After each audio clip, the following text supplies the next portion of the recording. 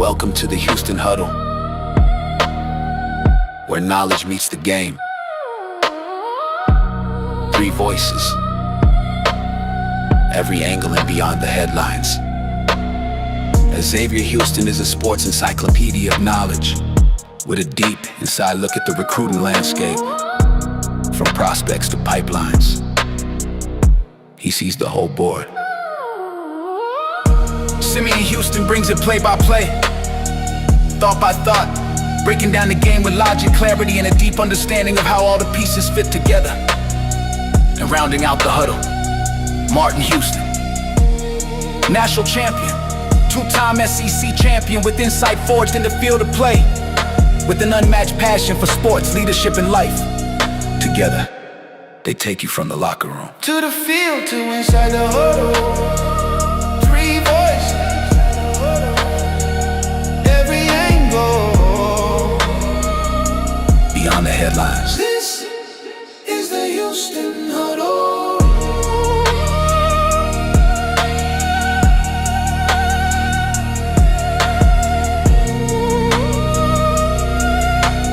Now it's time to lock in. It's time for the huddle. The Houston Huddle.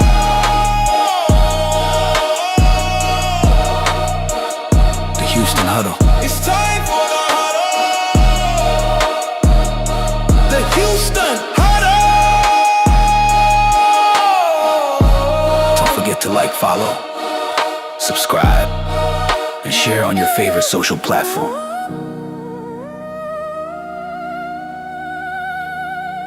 And let's get in the game. Let's get in the game. It's now time for the Houston Huddle. Glad you are with us this evening.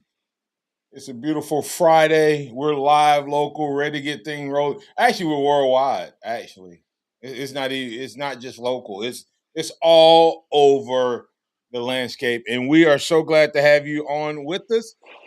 Jump in, and maniacs, if you happen to be tuning in, jump in on the comments. And also, we just welcome all of you out there that love sports, specifically love the University of Alabama. We got a great show lined up for you. We will hit the University of Alabama in this spring football kickoff edition. We're going to talk about some new numbers. Is the new numbers going to be new swag, new way of doing things for the Alabama Crimson Tide?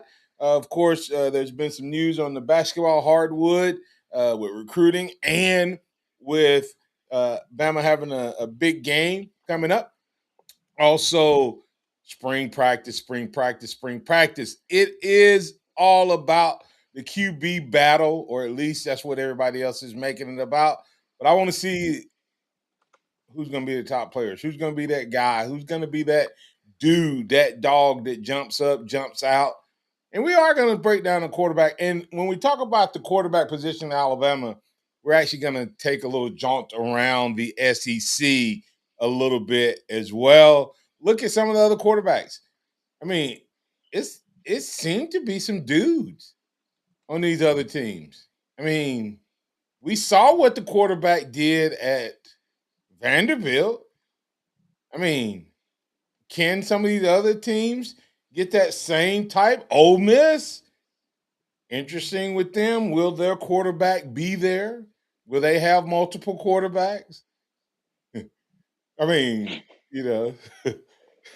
because the kid from Auburn went there, but is he still there? Is he on standby? What's going on? So we're going to break down that quarterback conversation as well. Hey, like we remind everybody, man, if you listen to the Martin Houston show, you get this all the time. And we on the Houston Huddle, we are people. We're football, family, and faith. And so I want to remind you that this is a day that the Lord has made. Let's rejoice and be glad in it. Take some time today to know someone, love someone, serve someone. Be the difference you want to see in the earth today. We're live on Friday night. We'll be playing it back on Sunday. So if you happen to be tuned in right now on Sunday. Uh, you can always interact, but know that Sunday, if you're listening live on Sunday, it is a playback edition of the Houston Huddle. What's up, guys? How y'all doing? Doing good, doing good. Doing well, doing well. Can't All complain. right, let's get it going. As we talked about, let's hit the basketball really quick. Um, as Alabama have a big game coming up with the Auburn Tigers, their Iron Bowl edition of I mean the Iron Bowl, the hardwood edition of the Iron Bowl. Let's talk about it. Let's break it down. Yeah, Alabama has a big opportunity to sweep the two games against Auburn. I don't remember the last time that's been done, and so that's always big for just morale reasons and such. But also, I'm excited to see what LeBaron Philon, Latrell Wright, so and Aiden Holloway in particular, playing against his old team, can Alabama actually hold another guy, i.e., Tahad Pettiford? Can we keep him from going off and dropping 30 points? Can we keep a Keyshawn Murphy from Auburn? Can we keep those players from not having their career night again? So that's what I'm hoping for, that we can have at least a semi good defensive turnout. Yeah, that's what you want to see from Alabama. Lock it down. Like close out the season with a win. Close it out in Coleman Coliseum. Send the seniors out with a win in their last game. Don't don't let one of these guys go for 30 when they haven't been scoring 20. They haven't been scoring 15. Like whatever it is, figure it out and get it fixed. Because if we go into the SEC tournament and especially March Madness with this issue, it'll be an early exit. How are the Auburn folks feeling about will a loss on Saturday um, upset the Auburn faithful a little bit and make them feel even more like Bruce Pearl took advantage of them or manipulated them into hiring his son? Well, he admitted to it, did he not? A couple days ago, he said, "Yes, do I want?" He said, "I think he said, of course I want Auburn to make it to the tournament, and of course I wanted them to hire my son. Nepotism, yes, of course." And so, I mean, for the Auburn fans haven't been happy with the performance Stephen Pearl has put on, I mean, displaying his first season. And I think what Bruce Pearl did was absolutely wrong. I mean, you shouldn't do that. He knew exactly what he was doing. They didn't have a chance or an opportunity to do a coaching search. The players barely had time to go. It was too late for the players to leave to go find a good home. So Bruce Pearl knew exactly what he was doing when he retired when he did. And hey, I ain't got a problem with nepotism. The Houston Huddle, baby. It's me and my two boys, and I'm proud of it. But at the same time, if I was beholden to an organization, I would feel different. This is our creation. The Martin Houston Show is my creation. I own the rights to the Martin Houston Show. Uh, I think it, like I said, I think it could sour on him. I think he expected better results, and it just keep the smooth transition. And I think losing to Alabama, the reason I bring it up now, I hadn't said anything all season, is I think it's been okay. They haven't been totally out of whack. But if their season ends and their tournament ends, hopes end, and their NIT and Alabama is the one that put that nail in the coffin, I think it adds conversation and fodder to the off season. It 100% does. I mean, you wait till September to retire. leave it. Like the school year started, they're stuck where they're at. The players, it was dirty. It was low down because of what you said. Nepotism isn't necessarily a bad thing, but when you hold other people hostage due to the nepotism, is where it's bad. It gets to the point to where you're not. Yeah, you're giving somebody in your family an opportunity, and I think that's what every parent wants. I know you want to do that for us and our sisters. I want to do that for my son and my daughter, but I don't want to screw anybody else over in the process of Right, doing it. right. Yeah, And I, that's what well, Bruce Pearl did. when you do it in that type of way where you force somebody's hand, like X was saying, it leaves a bad taste in their mouth. I think this has actually hurt his legacy at Auburn. I mean, Bruce Pearl couldn't do anything wrong at Auburn. Then after this, after what happened with Steven and them, especially if they don't turn it around next year and yeah, continue to go on a downward trajectory, he totally ruined and messed up a good thing. Because I mean, Auburn basketball has been great the past 10 years yeah. under Bruce So Pearl, and so to change that is yeah, messed it'll up. be interesting to see. With that said, let's quickly get thoughts on just quick thoughts on the game. What's Alabama 3-point shot for the game? What's the three things that they need to do if they're going to win? Mm. Defense, play defense. One, two. Make your shots. Make you don't have to shoot 50% from three, but if you're getting wide open shots, make your shots. And then Aiden Sherrill staying out of foul trouble for me. I go ahead, go ahead, Zay. Keep the rebounds respectable. I don't expect Alabama to necessarily win the battle, but keep it close. In that around five range is where I think like don't let them get closer to having a 10 rebound advantage. Keep it around five. Two, Aiden Sherrill, he's got to play strong and play smart.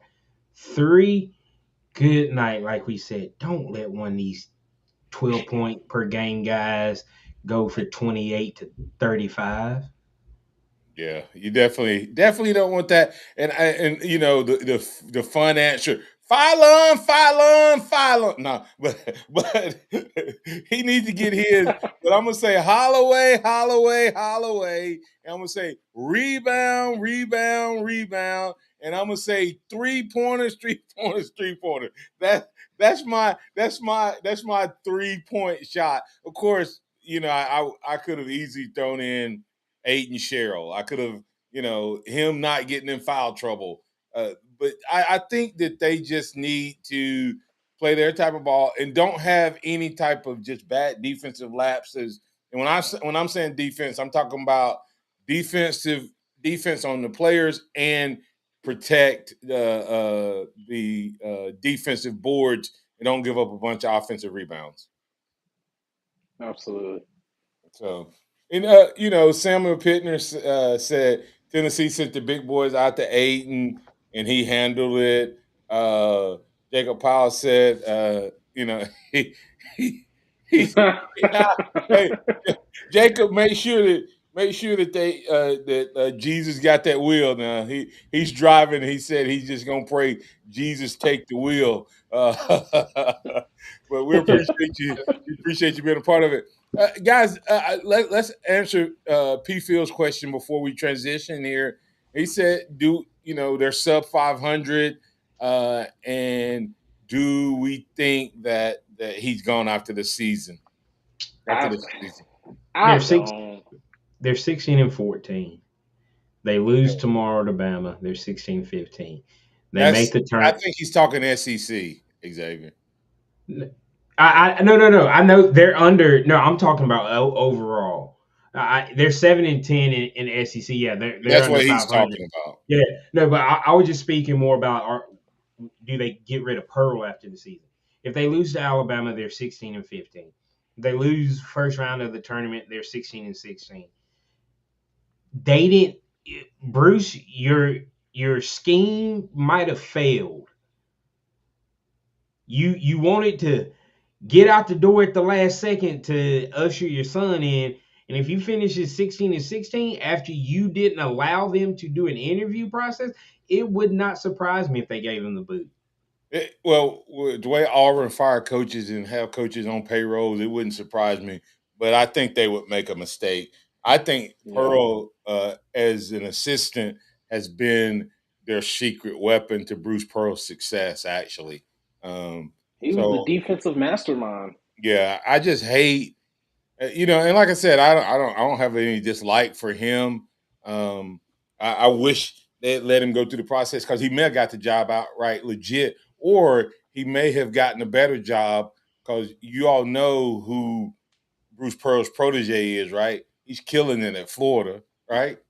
Didn't he spend a Yeah. little time at Auburn, Golden? So Yeah, and spend some time not just at Auburn, but some time with Pearl. So I don't know. I hate it, but real quick, what's your score? You guys got a score prediction? oh goodness. You remember this is if you're watching this on the replay, you'll be able to call us out. Okay, I got Alabama 94, Auburn 82. Mm. I don't think it'll be that high scoring. I got Alabama 86, Auburn 77. Oh, they're gonna break the century mark tomorrow. Wow. Auburn is. No, I'm just kidding. Just kidding. Alabama. I have Alabama getting 97. I wouldn't be surprised if they hit 100, but 97. Auburn about 88. So I think it's about a 9, 10 point win for Alabama. So, all right. With that said, X, before we go to football, there's been a little recruiting news that's happened around the Crimson Tide. What's the latest there? Yeah, talking about the hardwood, Alabama landed a big time recruit, another top 30 recruit in Jackson Richardson. He's a 6'6, 205 pound shooting guard, small forward. He is the son of Jason Richardson, who had a lengthy NBA career, played with the Magic, with the Suns, All headed, with dude. Yeah, Dart. Yeah. Duncan, yeah, and with the Warriors. And the interesting thing is, I didn't know this until Jason made a post about it. His older son, Jace, Mm. was somebody that Alabama was recruiting real heavy in the 24 class. Well, he ended up following in his dad's footsteps to Michigan State, and now he plays for the Orlando Magic as well. But Preston Murphy Mm. is the reason why we were ever in on Jace and why we landed Jackson. They Preston Murphy was the basketball player Jason Richardson looked up to coming through high school, and every wore Preston Murphy's number in high school. So this is Jason came out and said, "Hey, this is a relationship that has been 30 plus years in the making. If it wasn't for Preston Murphy, I don't know if Jace would have ever considered Alabama, and he's the reason why Jackson's here because of the relationship that he was able to build. And he mentioned Coach Oates as well, checking in on Jax while he was sick and everything over the last month or so. But Preston Murphy is the secret sauce and the secret weapon of this recruiting coaching staff, which is now in a top 10 class. And just so everybody knows, Alabama's still in position for Caleb Holt, who's the number one combo guard in this class, who is originally from the state of Alabama. Yeah, Any I thoughts on mean, that, Simon? yeah, just super excited to get a player of Jackson Richardson's ability. I mean, I was doing some research on him, and one of the guys who did the recruiting services and stuff have him as the most athletic recruit in this class, and so that's one of those things. High flyer, he can shoot the ball too, so it'll be a great addition. A maybe a little bit smaller version of Brandon Miller esque high flyer ability. Oh, he's a better jumper than Brandon. which is It's crazy. interesting. I posted about the commitment, and somebody said we need to go get us, and they didn't call them convicts, but they said we need to go get us some guys from JUCO. I can't remember what they called them, but they In were just saying, basketball? huh? In basketball? Yeah, they were talking about that can bang with the big guys inside. So uh, Now, I'm but telling you, if Natos figures out how to crack that nut, like to a get a big, legit Yeah, like to me, Big O was kind of that way last year. Like yeah, if he had been able to be in the system a couple of years, I think you would have saw what we want to see because I think he was a difference maker. Just that intimidating size. Just imagine what Alabama would be this year if they had those two. They would wear big men out because one time you're having to bang with Big O, and then you'd have to be bang with Cheryl. If they could figure out, if they could figure out how to crack that code and just get a couple. I'm not talking about guys that just can bang. Y'all remember San Diego State when we played yeah, out? They did yeah, those oh guys yeah, like those guys weren't like these super talented, gonna be all world NBA players, but man, they were men under the board. And you think he gonna ever crack that code from a I don't know. recruiting standpoint? it's hard. I It's don't know, hard to do but that. I Do I those think it's guys even? Where do those guys exist at? Where do those guys play at? Are they playing in high they're school, AAU, or are they playing Not overseas? Where do these guys come from? Think about that for a they're second. I playing mean, tight end and defensive end in now. I'm that's why there's not as many of those no, guys I'm talking anymore. about Xavier. I'm talking about these. You're I'm talking being you about talking the about funny. dude got a guys that you're 6'10", talking about the 6'11". guys that Yeah, used to be bangers like Barkley. They're now playing football. I'm talking about where is 6'10", Tennessee and 6'11". where is Florida and Tennessee and Yukon and Arizona. Where are they Purdue. finding these big guys? Where are Well, they if you look, finding them? Why can't we crack that code? if you're looking at it, most of those big guys aren't Americans. That's what I'm saying. Is Alabama too far for a foreigner? Be an interesting Yeah, adjustment. but but the interesting thing is, Samuel said I straight think out of Cheryl Columbus. comes back.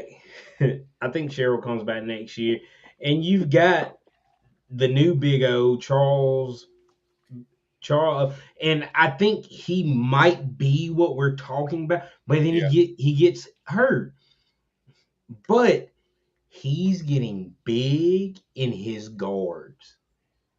yeah, but that ain't It, gonna win. I'm telling I you. I, but Yeah, I appreciate. I understand all of that, but yeah, it's like saying that he's getting big in the guards is like saying Alabama's going to be awesome in wide receivers and running backs this year. It won't matter if you don't have an O line.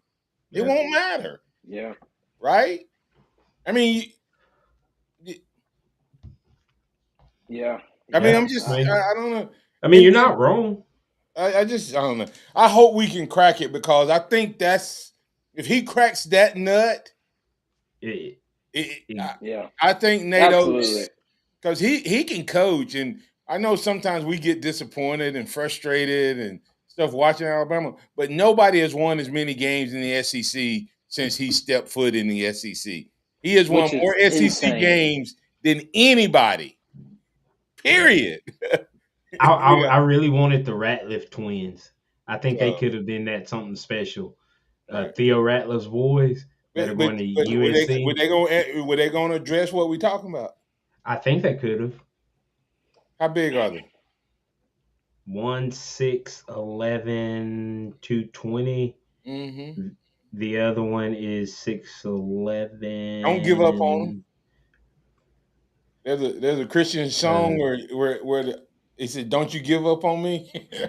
Maybe we get Six him after eleven they go two. somewhere else. No, I'm just Yeah, kidding. they're Uh, both 6'11", listed at 6'11", 220. I didn't realize they were that tall. Wow. yeah, Uh, I think you just forget, like, as like you said, Alabama. Nobody since Nato has been the coach has won as many SEC games as him, and so I think we forget that, like, we were praying and super excited just to make it to the NCAA tournament or we get a used to have good to seed wait, in. like, Yeah, we like wouldn't. It'd be Selection Sunday before we knew Alabama was going to be in the tournament or not, we were sweating. and it was And always first four out, last four in. It was never we say. Like we're talking about whether we're going to be 1, 2, 3, 4 seed, right? So it's definitely changed. All right, guys, that kind of wraps up the first half of the program. Let's just take a quick uh, catch our breath break, and then we'll be back on the other side. And we're going to switch over in about 60 seconds to a little bit of spring ball.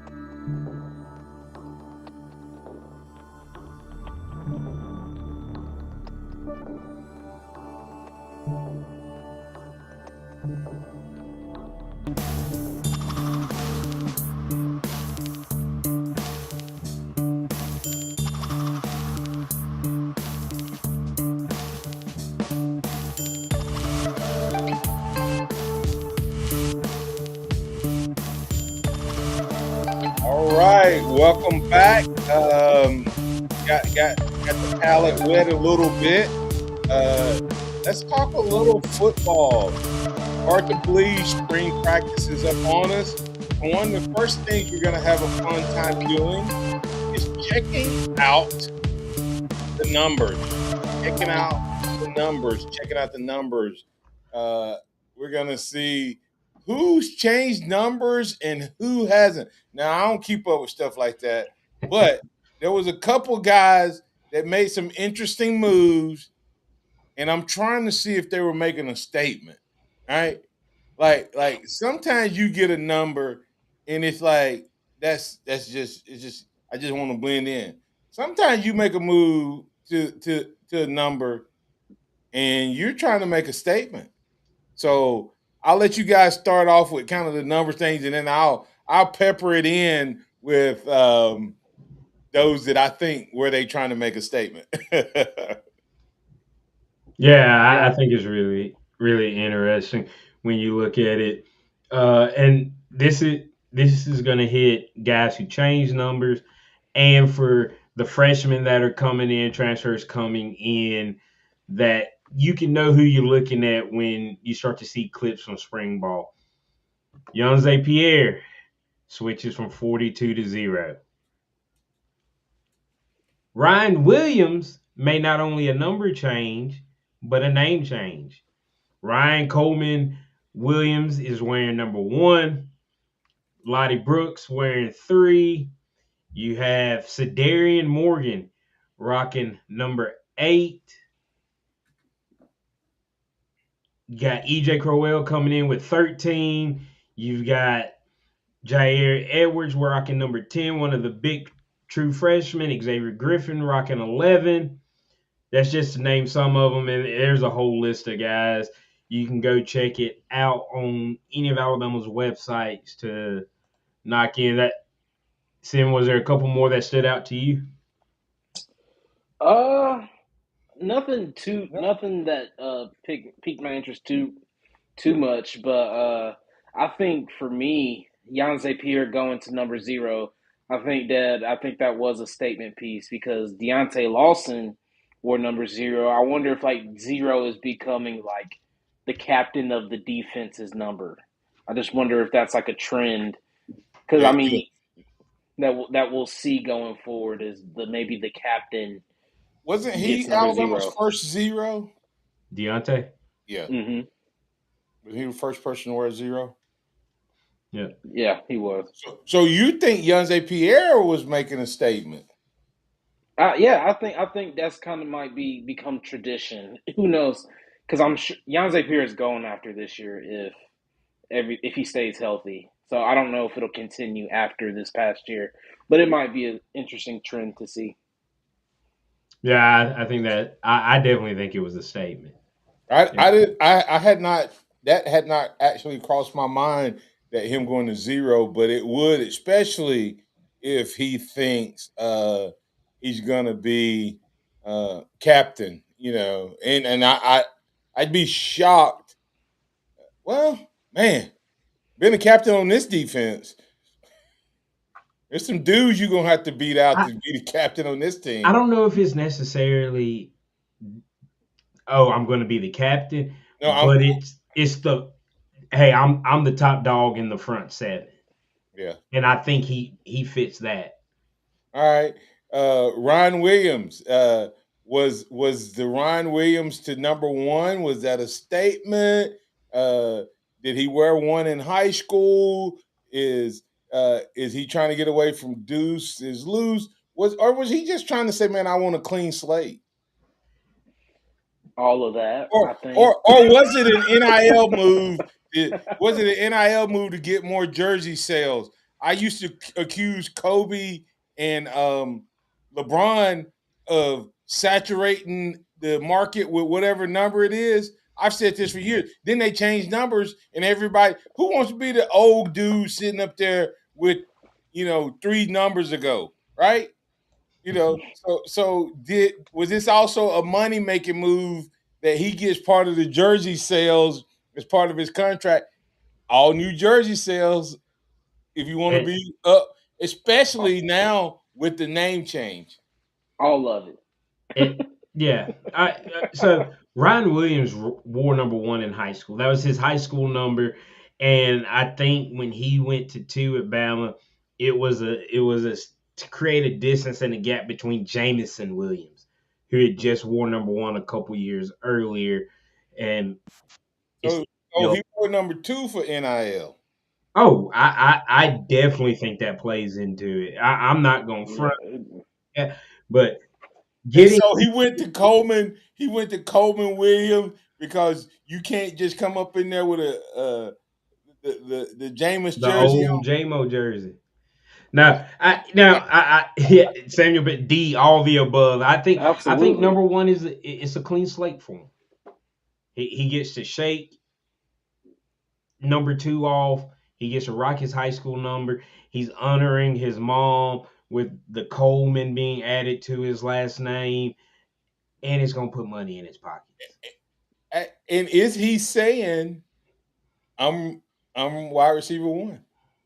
Is Ooh, he that's. is I he mean, saying is he saying y'all better back off me? I'm not a number 2 or 3 receiver. I'm receiver one. Wide receiver yeah, one. Was he that bold in this move? I think it was a little bit of that. I think it's all, as y'all say, A B C D E and F. All right. yeah, for Yeah. sure. No, I mean, this year has been. I mean, this past 365 days for Ryan Williams has been. Well, Ryan Coleman Williams now is and has been a lot on him. I'm sure there's been a lot of stuff, with him in his personal life, on the field, people talking about him. He's probably never been under this much scrutiny ever. Ever. I won't know. I mean, not many 19-year-olds have been, and Right. so Exactly.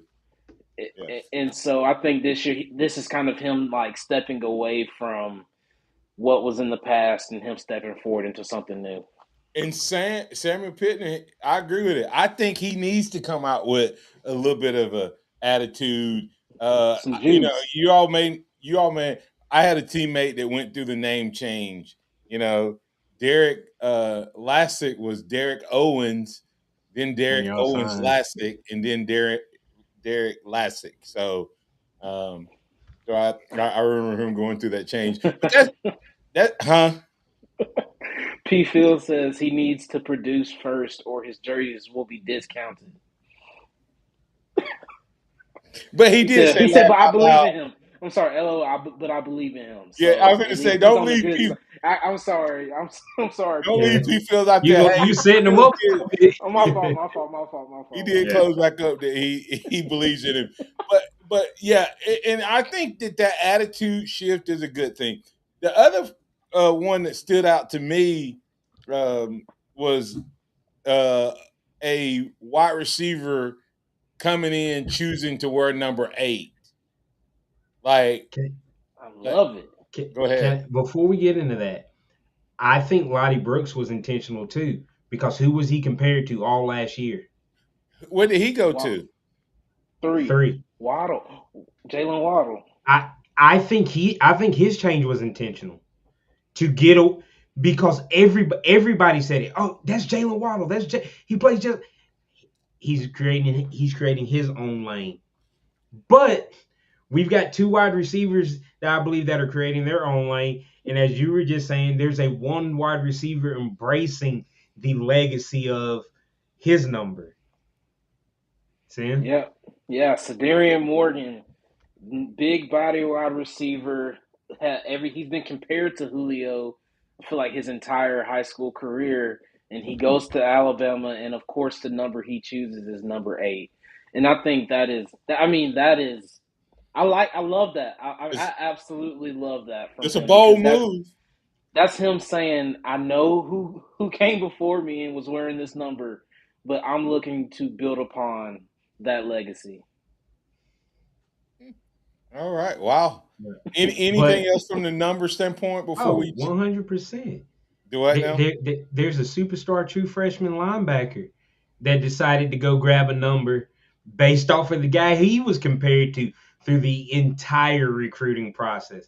And that's Xavier Griffin wearing number 11. He was compared to Jahad Campbell by everybody. His ability to play in coverage, his ability to rush the passer, whatever you needed him to do, that's what he was coming out of high school. And that's what Jahad Campbell was, and that was his comp all the way through the recruiting process. So Hmm. I think as somebody else embracing the legacy of a number. All right. So we talked about some of these guys embracing the numbers. Let's kind of do a couple different things really quick. Let's start off with which freshman do you think hit the ground running, and we're talking about in week 1? Mm,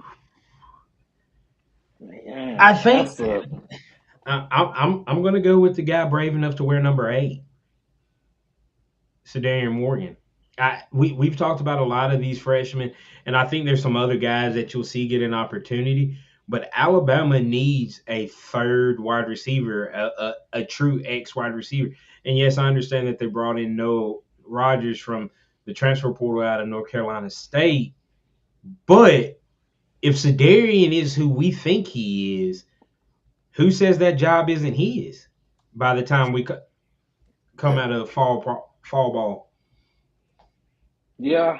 I think that's pretty close to one of the only freshmen that I think we expect to have or could have an impact on this upcoming season. I could be drawing a blank on a couple names, but I feel like Cedarian Morgan, just because of the wide receiver room in itself, he has the opportunity. But I mean, I think Coach DeBoer and Grubb have obviously recruited certain players, and they have certain types, Yeah. and he fits that type. Derek Meadows fits that type. Noah Rogers is basically another version of German Bernard. And so I think that will buy him some favor, and he'll probably get on the field this year as well. Yeah, I can't disagree with the Sidarian uh, comp to Julio and expectation. But really think about it. I think we signed a really talented class, and we're a young team, but I don't know that there's a lot of opportunity for young guys to be in that first rep. But we've seen this coaching staff use young guys that can play. Mhm. So we have a lot of guys from last year that were freshmen and sophomore that they're young, but they're going to be ready to be players because they got reps. But think about this: you know how good you're going to have to be as a freshman to sniff the field as a DB. I mean, right? Mhm. Outside linebacker, you're Yeah. probably not sniffing the field. Based on the JUCO, I mean the transfers on the D line, I don't see like like I think the Yeah. transfers are gonna be solid there. Plus Simmons, and I'm talking about first team right now. But in DBs, I Yeah. don't know if they're gonna sniff the field. But these other players, and then I think at the linebacker position, you know, I I think think Griffin's the only guy that you see truly probably have an opportunity to get on the field this year, and it's still going to be an uphill battle for him because you have QB Reese, you have Luke Metz, you have Duke Johnson, Abdul Sanders, Caden Jones, I'm gonna tell you, Justin Hill. I mean, Luke Metz, I know we hadn't got to this. Luke Metz might be my sleeper because I'm gonna tell you, and I'm not. This probably not gonna sound good, but he remind me of one of them boys that just know how to play football. He gonna watch film. He gonna study. He gonna be. Y'all remember them Indiana boys? Them Indiana boy linebackers, man, they ain't had no business playing. I ain't trying to be funny, but They had no business playing. where did Luke Metz play a lot last year? Special He teams. played more than any of the other true freshman linebackers On outside special of Justin Hill. Special teams. yeah. Yep. Yeah, that's what I'm saying. That's what I'm saying. He's a guy that we don't talk much about, but don't be surprised because he look what little bit Looks we don't good. always watch those guys when they get their reps, but he looks like a baller. He looks like a baller. So He reminds me of. I know Don't I do don't it. want to be. Don't I'm. do But it. I'm just gonna say it's similar size, similar build. Happen to be the same race, but Luke Kuechly type that's Keekly. of player. exactly that. I Luke. I couldn't mean, think of his name. North but they're Carolina six. made the Hall Both of of them are Fame this year. 6'3", 230. Both guys that are. I mean, dogs. Better Absolute dogs. athletes than you I don't guess. realize. I ain't even gonna say it. I'm talking about football players. No, Yeah. but I'm just saying Luke Like Kuechly was a and if better it's athlete racist than for me people to gave him say credit. he gonna be another one of them white boy linebackers, I'm gonna have to be called a racist. I just think we're overlooking him. Yep. I really do. So he kind of my sleeper that could jump up and be one of them I, guys And that he changed his number too, didn't he? I yep, don't know. Did he? To yep. number Went from So, 4. 26 but to guys, 4. y'all, we talking about freshmen gonna get on the field. Y'all know we didn't even mention the best player in the country. EJ Crowell. Yeah, we That I'm I telling love y'all, EJ. I'm telling y'all, we're gonna be talking about that boy in week one. I love EJ, He's but to me, RB2. it he I don't know what he's gonna be, but he's gonna do some stuff. He's gonna do something that his name is gonna be mentioned. He's gonna be I that type of player. That doesn't mean he's gonna be a starter. I didn't say which freshman gonna be a Is starter. he? I said which one will we talk about in week one. And I think I mean, yeah. I mean, I if think you're he's talking too about good for us not to for the coaches to see him out there with the other guys and go, this 16-year-old kid belongs. which is the crazy part, he is 16 years old right now in college playing Working. football. Do what? Do what? Do What what was the it last say? thing you said, X? He's a 16-year-old in in college playing Division 1 football. He doesn't turn 17 to this summer. Yeah, I don't care about his age. No, I'm just saying that's insane. Yeah. That's insane. I think We talked about Ryan Williams didn't show up till summer and he had been 17 for a few months. EJ's getting it in there yeah. 6 months before No, but his that's good 17th for. I birthday. mean, Yeah. All right. that's exciting. So that's freshman. That's freshman. Who's the other player that's going to jump, regardless of class, regardless of position? Who are some of the guys you think gonna be jumping in week one? that we're going to be Daniel talking Hill. about? Daniel Hill. I saw some reports where he's no longer 244, 245. He's down to that 230, 235 range. And I think that for him is, and this is his first spring that he's been healthy. I feel like the last couple of springs he hadn't been able to practice. So I think this year for him, I mean, him at 230, he already is a good receiving back, can catch the ball, has good hands. But I think maybe he had better vision and he was just too slow to get to the hole sometimes. And so him at that 230 range, I think who will have much better vision and more explosiveness. And I'll say on Daniel Hill, um, don't don't think that he may be the only 3 down back we have, which puts him in that place you're talking about, Simeon. In other words, Riley can play every down. All these guys can play every down, but is there a drop off? In other words, like when I used to talk about when I lift weights, like I was like not first on like any of the lifts. Somebody beat me in every one of them, like the major lifts, and I was second on every lift by like 5 pounds. And what I'm saying is Daniel Hill is a guy that I think he comes to it at least ahead of the other guys in the sense that he can be all of your run plays on first down, any receiving plays on first or second down. He can be the back in the backfield. He can run the screens.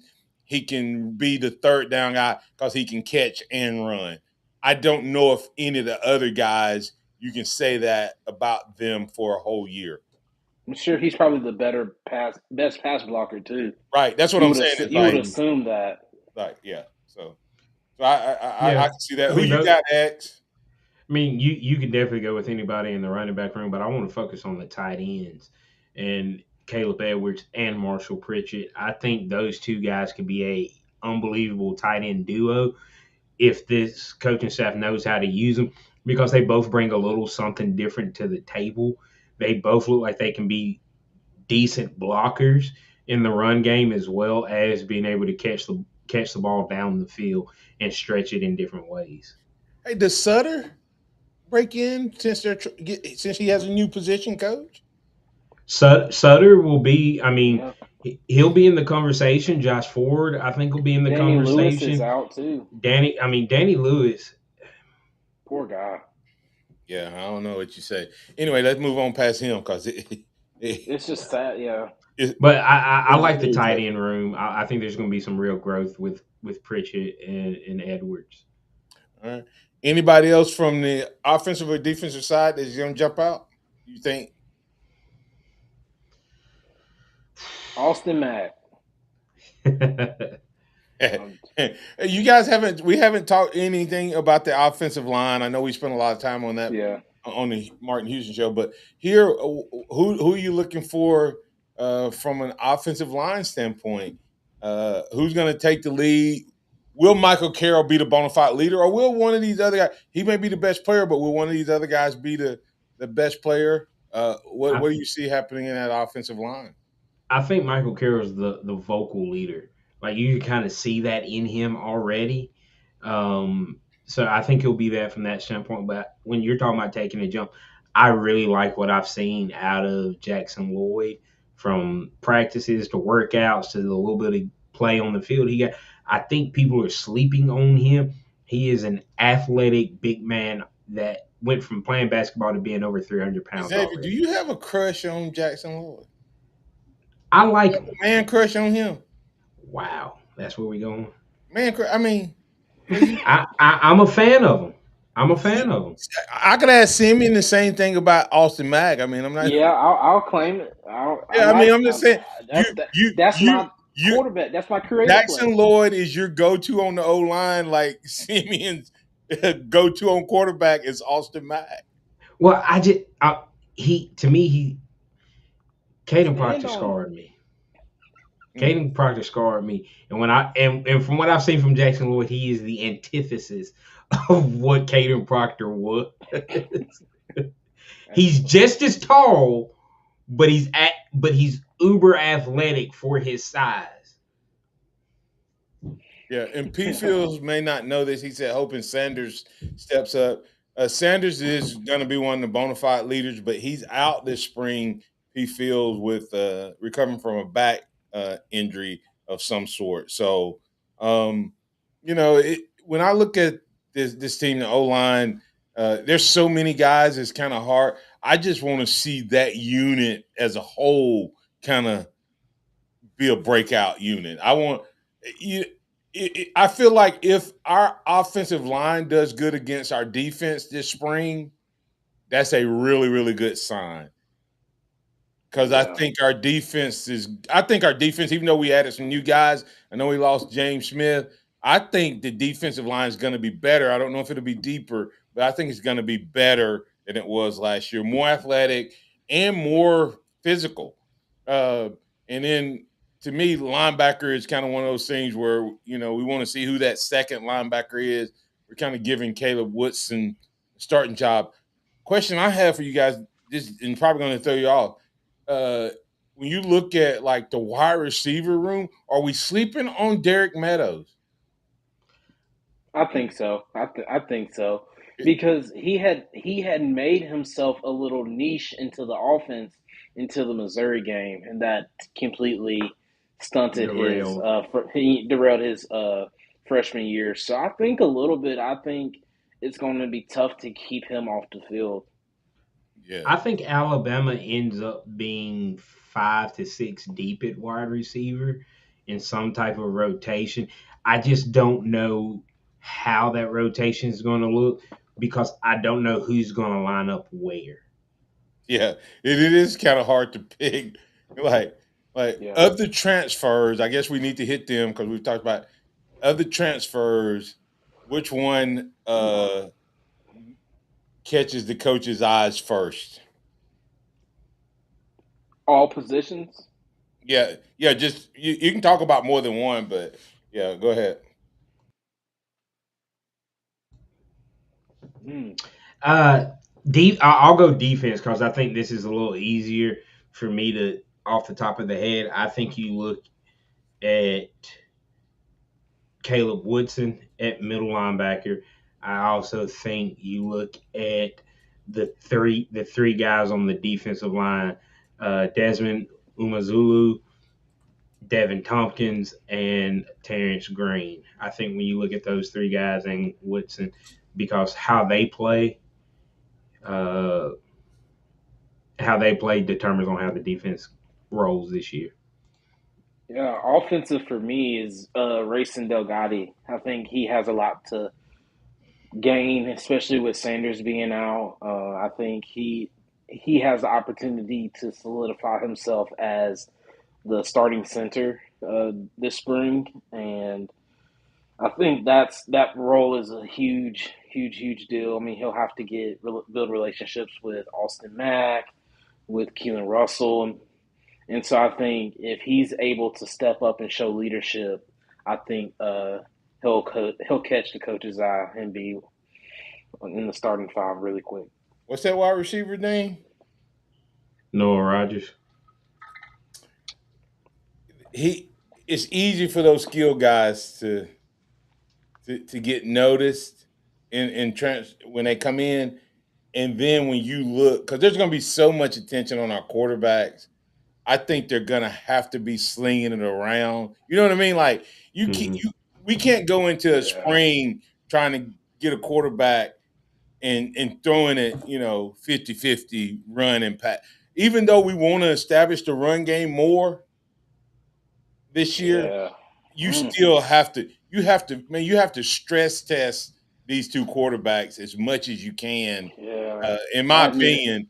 And yeah, and because of that, I think Rogers may get more opportunities to do it. I think Ford on the other side gets noticed as well because if you see the run game pick up some and it's maybe off tackle outside runs that are having success, Ford has that, at tight end has that chance. Then from the defensive side of the ball, I think you're going to see some fun battles. Think about this. normally when you go into spring, you have the guys who have been there, right? Uh, and they've been waiting on the other guy. They it's like, I'm gonna get you next spring, baby, because that's where it was. I knew who the dogs were on the defense, and we wanted to test each other's manhood, but we also kind of knew each other compared to when we came in as freshmen, and you were wanting to prove to everybody you belonged. Now those things that's when it was hot. when you were trying to prove you belong and you were trying to win a job, man, and that's Alabama's whole front on both sides of the ball. Yeah, I mean, Without a yeah. doubt. it's like all of these guys are going to be there like, I belong here to Alabama. It's not a fluke. I'm not here just because Alabama had guys leave, and I'm going to be the starter. It's Yeah, going to it's be gonna highly be. competitive, Yeah, and you're right. that's going to be Yeah. real quick though. We haven't talked about it. We've talked about who we thought were going to be the first five to run out at offensive line. Who's going? Bama normally goes three wide at wide receiver. Who's the first three wide receivers, and where? Mm. I think Ryan Williams is one. I think Lottie is two. And I think that third one is the battle Rogers. where all these guys are battling. Noah Rogers, Sedarian, Meadows, Meadows. It's Yeah, Scott. gonna be hard to keep those guys off the field though. yeah. But I don't know. Is it gonna? Do you think it's gonna turn into the point where it's a rotation, almost like defensive end, outside linebacker, where you're wanting to keep those guys fresh? Because I mean, I think Derek Meadows, Darian Morgan, Noah Rogers, Ryan Williams, and Lottie Brooks. it- It's gonna be hard to keep those guys off the field. That's what I say. I And think it's going to yeah, probably be five deep, truly five deep at that wide receiver. And it's going to be interesting to see how they rotate through. Yeah, who else would be in that in Rico that Scott. Rico Rico Scott. Scott? Yeah, they Don't they got don't him to don't come back. No, don't So no, that's what I'm underestimate saying. don't underestimate his hunger because he He got came back. supplanted by Lottie last year, and so um, it wasn't that he wasn't good enough. He just had a guy that came in that was better. are we gonna anticipate the Lottie Brooks sophomore slump? That could. I mean, Mm, that could I cause shake Rico things up. Scott to step up. I mean, I'm not wanting Lottie Brooks to have a sophomore slump I at all, understand, but we talked but about it but earlier. we talked. There's several great wide receivers, and we think he can be that great, one of those great wide receivers at Alabama, and those guys all had All had slumps. all had a down sophomore season. So could that be in the mind of? That's probably not in the mind of the coaches at all, but that could be something to look forward in the fall. All right. Anything else? Well, I guess we haven't hit any thoughts on the specialist. Alabama upgraded in those areas. I don't spend a lot of time to those guys till this season, but have you guys spent much time there? That was the one area that I thought we should have made a coaching change, but we didn't, and But we we made a lot of upgraded. we Yeah, made a go lot of ahead. roster changes. Yeah, I think Adam Yeah. Watford from Marshall, from if he kicks the same way he kicked at Marshall, Alabama fans will love him. Yeah, I mean, you have Lorcan, Quinn, who transferred in, and I think that's going to be an interesting guy to look at as well. But is this got to be a level of consistency? I think Talty's days are numbered as Alabama's starting kicker. If one of these other guys can come in and be efficient. Hmm. Okay.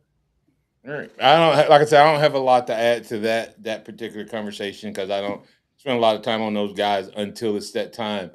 Uh, what about DeBoer's coaching staff? And he added a lot of coaches to the roster, and then he added analysts as well. And all these analysts now have the ability to get on the field. Is this potentially Alabama's best coaching staff in 5-6 years. I mean, 4, 5, 6 years. Not, I mean, I'm not talking about head coach, but like the Staff. position coaches. Are we really potentially looking at some of his best coaches, from coordinators to position coaches? I think so. I it doesn't hurt, and these guys that Coach DeBoer and company have brought in all have proven experience from where they've been in the past. And so I think maybe, like you said, this coaching bench, I think it's a great staff and will allow the more individual players to receive better coaching. So I think it's a better team as a whole. Yeah, I wish there were a couple more changes made, but I What, love the changes what that other change you Uh want to oh, tell them. I think when you look at the special teams coordinator, I think that was something that should have been changed. I like Coach G, Robert Gillespie, but I feel like we might need some new blood at the running back coach position. Um, I've heard some things about the way he recruits running backs that if some of these guys hadn't been, I want to play for Alabama type guys growing up, Kevin Riley and EJ Crowell. Kevin Riley was committed to Miami until signing day. EJ Crowell might have ended up somewhere else if they weren't local kids that wanted to come here. And then you look at But Daniel you Hill see, that's here. recruiting. We have the best group of running backs we've had in about 3 or 4 years. Uh, Yeah. Now so the question is, I know you're and saying about recruiting, but we still got him. So but the development as what well. about Like, his coaching? Is that what we're missing? Is well, that he's part of the been here run game? since. We sometimes forget that we had Burton Burns there for so long that we kind of got spoiled. Yeah, I mean, because when you look at it, he's been here since 2021, and think about how we feel about the running backs since 2021. B Rob was our last 1,000-yard rusher, and he wasn't coached up by Gillespie. We see it's been the guys with McClellan and Roydell Williams and Jam and losing Justice. Like, how we feel about the running backs isn't positive up under him. I agree. I was just saying is, but you were talking about recruiting, and I'm like, but we still got those guys.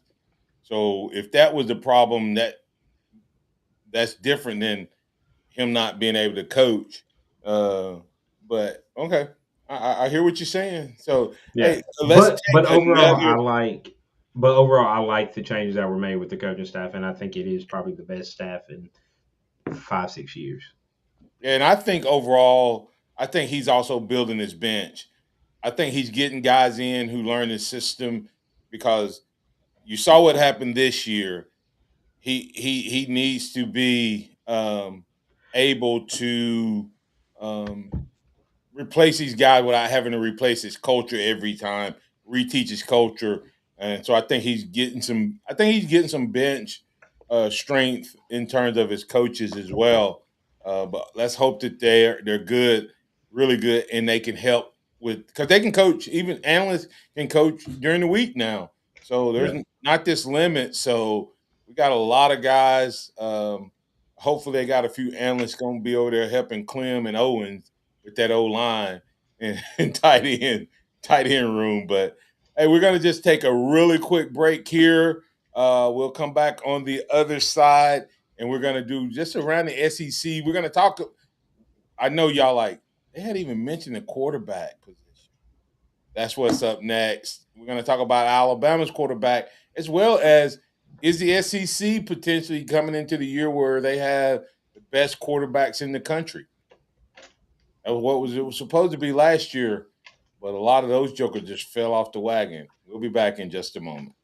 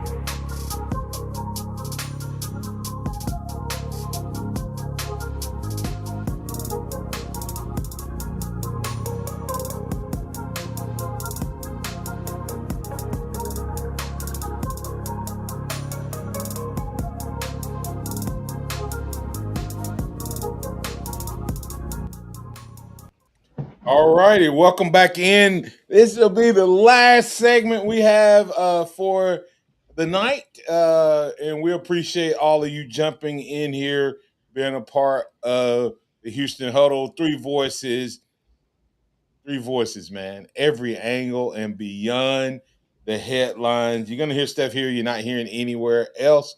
Like, follow, and share. Be a part of the program. And while you're out there, make sure you make a note, save it on your calendar, mark it down. The Martin Houston Show, Martin Xavier and Simeon, Monday through Friday from 6 a.m. to 7 each and every day. And every once in a while, we do a little pregame of the Houston Huddle, and you can be a part of that as well. So, all right, guys. With that said, um, quarterback position. That's the big talk. It seems like everybody has got now. Here's the thing. Xavier, have you decided which guy is your guy? Are you thinking Keelan gonna win the job or Matt? Have you came down on one side yet? I plead the fifth. Nah, I'm playing. Um, I my front runner right now is Austin Mack, Right, right, right. but I do believe Keelan is talented enough to win the job if All right, Austin's stop thrown. right there. Stop right there. So Simeon, you have to defend why Austin wins. I mean, Keelan wins the job, and Xavier, you have to defend why Austin wins the job. I have to defend Keelan. Yes, you have to tell me why Keelan wins the job over Mac, and Xavier. Since you have a little, you said Max, you're front runner. You go first, but you have to defend Keelan. This may be You want me fun. to This No, he may has be to fun defend on. Austin. He has to I have to defend Yeah, you defend have to Austin. all. defend Austin. I'm sorry. Okay. This may be a fun segment to do, like, like you know, uh, Across on the all the board. positions. Like, why why Yeah. should why should Justin Hill be in front of Beyonce Pierre? Jose Pierre. Yeah, right. It makes Yeah, it makes you think. It makes you really think about your guy and why yeah. your guy is better than the other guy. All right, ready? Go ahead, X. Yeah, so when you look at Austin Mack, you look at the creative player build. He is the same size as Trevor Lawrence, Josh Allen. So he has the physical size, but he has the tools. He can sling it. Is he He Justin Herbert? he's that might actually be the Is Justin best because comp. when I see them in uniform, I The I, I number sometimes 10. think you could almost switch them and not. So Yeah, no, I mean, Justin Herbert might be his best comp. 6'6", 235. He has an absolute rocket for an arm. He's more athletic than people give him credit for because of his long stride. He covers a lot of ground. This is his fourth year in the system up under DeBoer, but he's also going in his third year with Ryan Grubb as his offensive coordinator when you go back to their time together at Washington as well. So you look at all of those factors. He was the number two guy this past year. Not saying that means he stays, but I think that gives him the first foot in the door coming in against Indiana. All of those key factors I think play into it. And he's only 19 or yeah, 19. He's about to be 20. He's still physically maturing and developing. This dude could end up being 250 pounds as a quarterback. So yeah, I think it'll be interesting. Now, am I debating his topic as well, or do I just give my reasons why? you Keelan, you you I'm just go. I'm just giving my okay. yes, you can, Okay. and then he gets a rebuttal. Okay. Well, this hurts me to do, but I think Keelan Russell is a great athlete, natural. I mean, if you're looking at a quarterback and you see the way the ball comes out of his hand, that pretty ball. He has a prettier ball than I think Alabama's last quarterbacks outside of maybe Bryce Young is the only guy that might have a prettier ball, maybe Tua.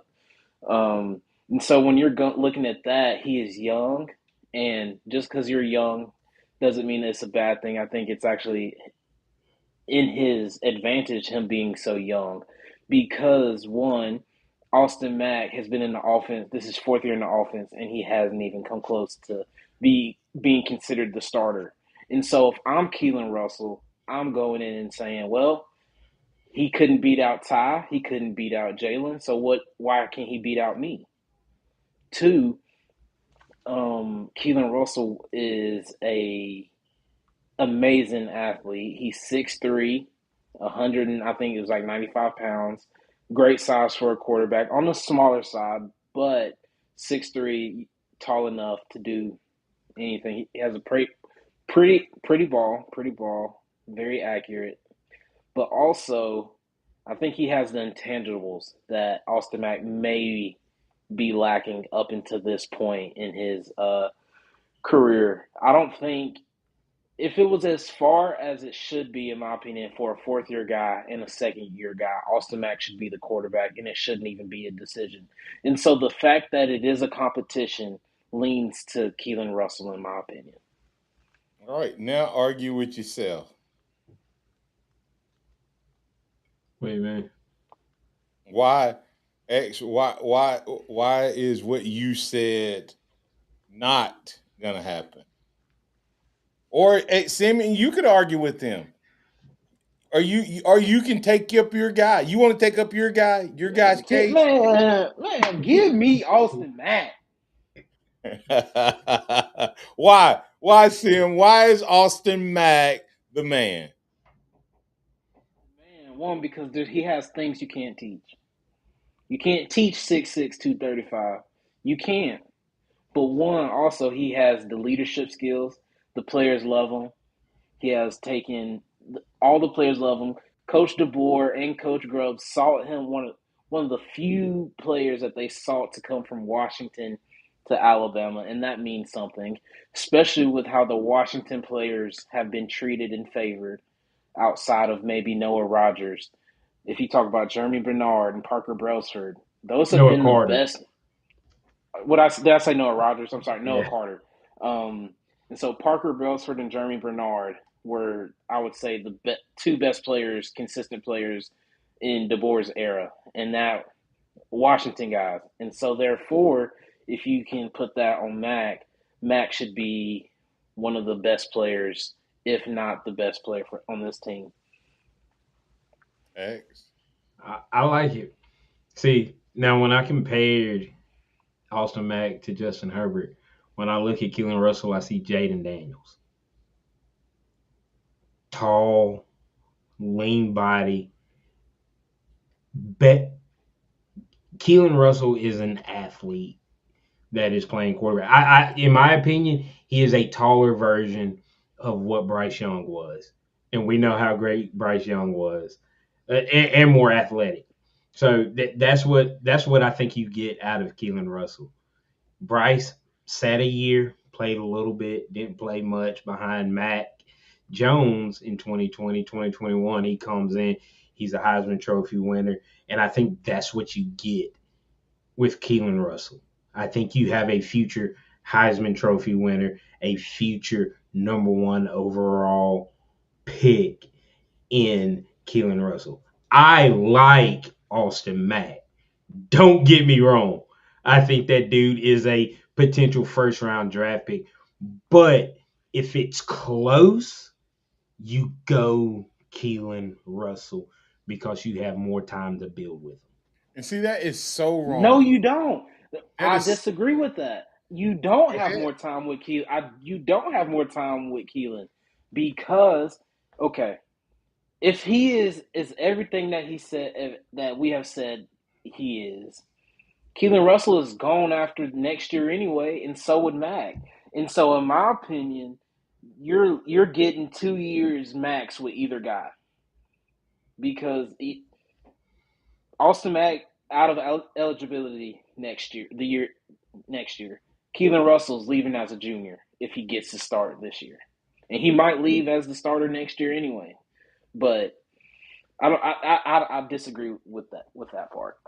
Yeah. Here's I guess the question I'd ask from the quarterback. When you look at that really quick, and then we're going to get to these other guys around the SEC. Quarterback wise, I hear people say Keelan has the highest ceiling, but Mac may be more ready.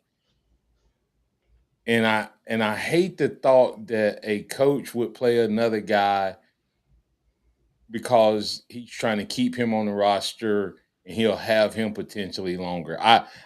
But I know that these coaches, they have to make decisions and stuff now that they Yeah, used to not have to make. No other level, like a high school coach knows for the most part, uh, he gonna have the quarterback that's really good as a sophomore that doesn't beat out the junior. He knows he's gonna have him, for the most part. But in the pros, you have a contract. In college, you really don't know, and I hope that yeah, that doesn't come into play. And so my hope is that uh, one of them clearly is the best quarterback. I really do. I hope one of them is clearly the best quarterback. And to me, the X factor in all of this is how good uh, Jet ends up being. Because if Jet ends up being a dude, I think it hurts Mac mm, because they know that they have a guy if Mac transfers. But on the other side of that, if Mac's clearly the guy and Jet's good, then they don't sweat losing Keelan as much.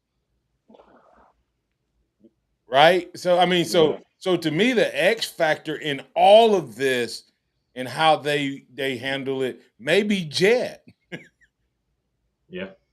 I yeah, mean, yeah, if Jet's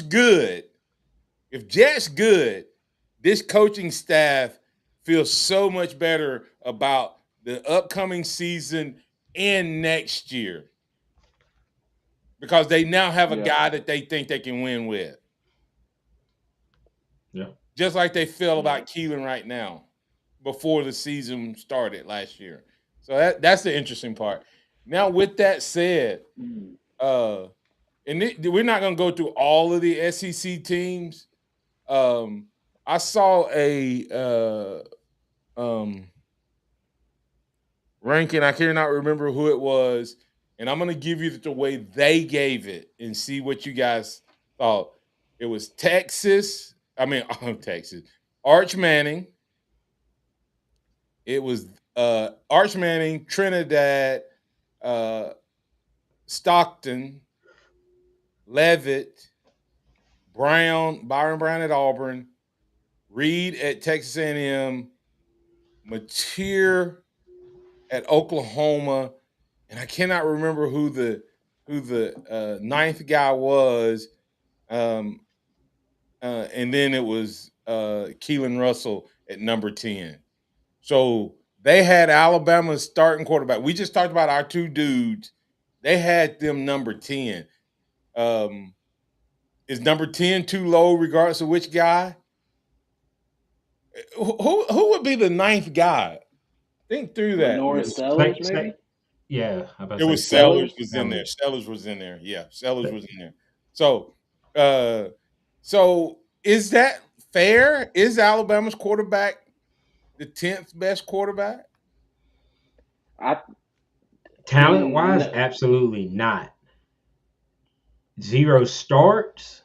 No, I'm not talking about stars. I'm talking No, no, about but I if you were having to pick, if you could pick this list of quarterbacks based on what you know about them and their performance in the upcoming year, would you pick these nine guys before? Would you take based on performance any of these guys over Stockton, over Trinidad, over Brown, over Levitt, over Reed, over Manning, over Mateer and Sellers? The only one, guys, Stockton is a baller. yeah, Trinidad, dog. Trinidad can flat out play QB. Levitt was good at Arizona State, 2 years Arizona. ago. Huh? 2 years ago.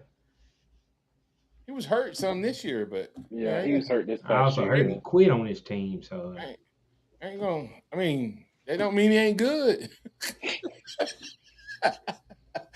right? Byron Brown, we know what he's capable of. Reed had an unbelievable year. Manning could take a leap, man, and because the way he played in their bowl game, I was like, whoa, He finished the season we don't want strong. that dude. I mean, he was running if it, he throwing it. picks up where he left off and continues to grow, he's the number one pick in next year's Yeah. draft. And Mateer is inconsistent, but can ball too. When he's on, he's on. So I would mean, you? Samuel I, Pittman would- said number 10 way too low. I don't know if you can take one of our guy over any of those guys because we've seen what they can do. We know it. Lenore Sellers, when he's right, He might be has the most a talented decent team quarterback. around him. Yeah, when Lenore Sellers is good, he might be the most talented quarterback in college football. Let me ask you this: would you have taken Bryce Young, non-starting sophomore, over these guys? No. No, So is number 10 the right ranking? I Yeah. think For I think for it's right okay. now, I think Isn't that I think so. isn't that is that As of scary? right if today, But right now, here's today. the thing. It doesn't mean Austin Mack and Keelan Russell aren't good. We just don't know who they are as Don't a even know who's complete don't even know who's going to be the starting player. quarterback. Like, don't even. That's the thing. And they had that. Now they had number 10. They had Keelan as the number 10 guy. So that's it. They I just thought that was interesting though. But to me, I don't know that we've ever had that many good players coming back at the quarterback position. I mean, you felt like it was the same thing last year. Ty at the start of last year was anywhere from set. Like I think the highest I saw him going into the season was like number 7 or 8. Yeah. So if you get a little bit, if a healthy Ty Simpson might be a healthy Ty Simpson for an entire season is probably the number one pick in the draft. Yeah. And then my question, and Pete Fields kind of hit it a little bit. Starting at 10, regardless of which guy starts, where do they end up at? I say whoever, and this is my bold take for the season, whoever's the starting quarterback for Alabama, I have them as the Heisman, not the Heisman winner, but in New York. So one of the top 2 quarterbacks in You the got my nation. eyes bucked on that one, baby. Ooh. That's what I think That's because your I'm not. bold prediction. That's That's a that's bold. that's my bold prediction because if you talk about if if this offensive If it line clicks, if this offensive line clicks, you know we have Ryan Williams, Lottie Brooks, Noah Rogers. Right. So they so all there's You Lottie. got my juices flowing, Simeon, and all this stuff. Let me ask you this: Pettis, what was his name? Penix had 5,000 yards. How many yards Alabama starting quarterback has? I predicted Ty would have 4,000 yards in of 30 like total offense and 40 total touchdown, and he was ahead of that pace before he Until got it hurt. got before hurt. he got hurt. I think How it's many gonna be. yards does the starting quarterback at Alabama have passing? Because Ty ended Ty up is with banged up as a 3,600. 39. Huh? Ty was 52 yards short of 4,000.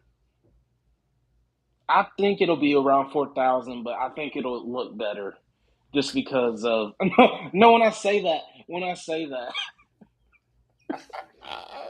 look I better, know. it just Ty Simpson had to. It was a one man show, and I think the 4,000 yards that this quarterback had is just Passing or rushing as well. I was just talking about passing.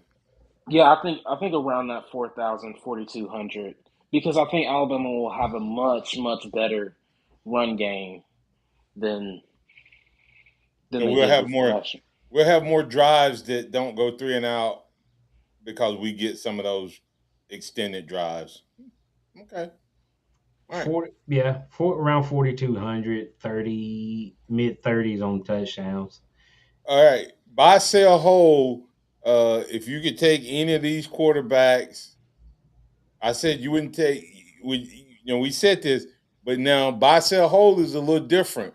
Buy, sell, hold is uh, I may take one of these guys my starter, but I might keep Mac and what you call it as a sell and a hold. So buy, sell, hold, and you can only take 3 guys out of this.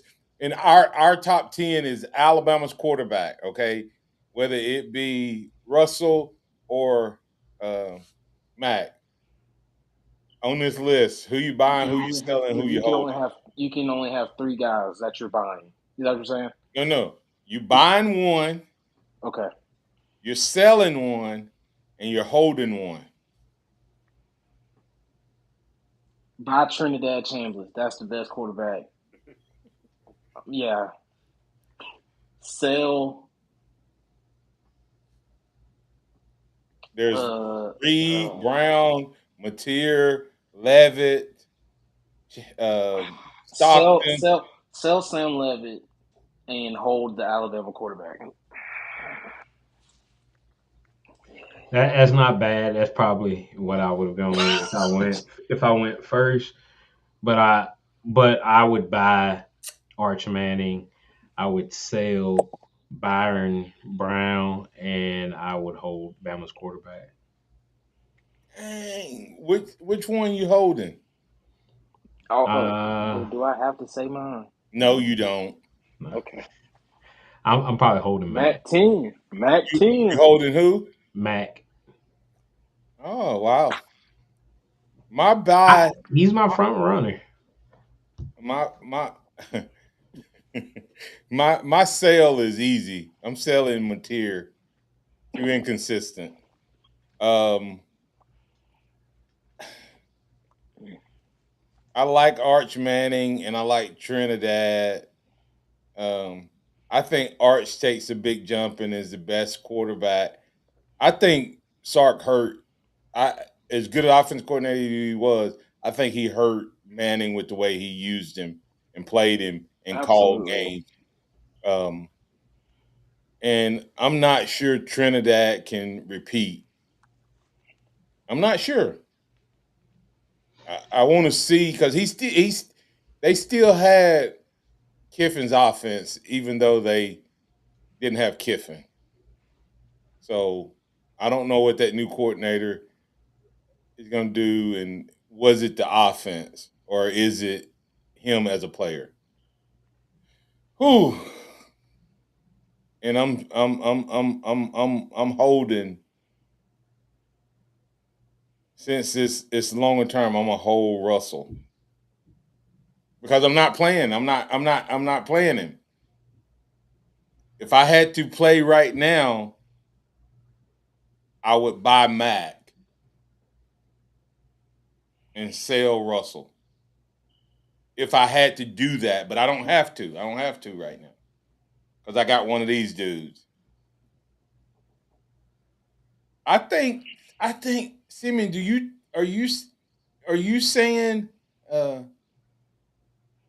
are you saying that you think Mac's ceiling is higher than Keelan's? Mm, I think it's kind of I it's think different. You It's ain't, I you think different. gonna it's actually different. ask him? Cause that's the man crush. Right, right. Here's the thing. I think Mac is Justin Herbert. So I just think it's about I don't with It's Mac and what you Keelan to want. me it's what is it 6 of these half a dozen of the other.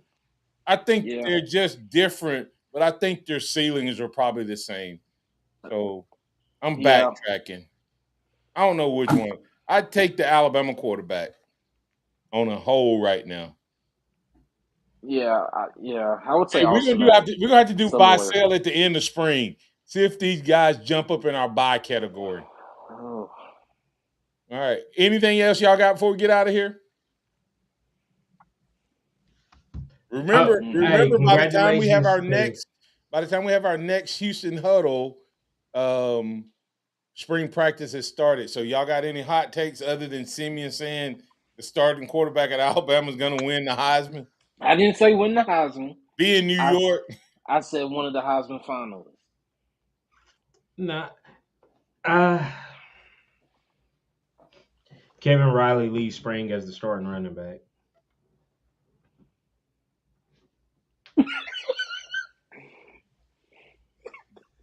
What, I'm sorry.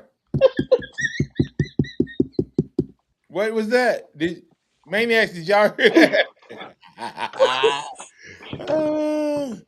Hey, listen. It's at the